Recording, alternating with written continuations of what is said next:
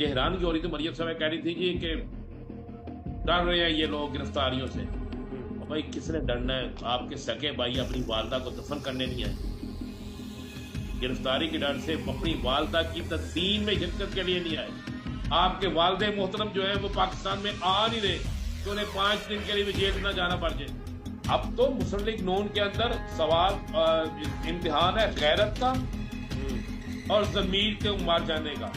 Coat Lakhpat jail में ये थी, इजाज अस्कर सुप्रिटेंडेंट कोट लखपत जेल था, इनके पे रोल पे था, अपने जाती टेलीफोन से इनको फोन कराता था। जब इन्होंने फोन पे बात करनी होती थी उस वक्त जेल के अंदर लगे हुए सेंसर जो थे सिस्टम जो था टेलीफोन को जैन करने वाला उसे ऑफ कर दिया जाता था।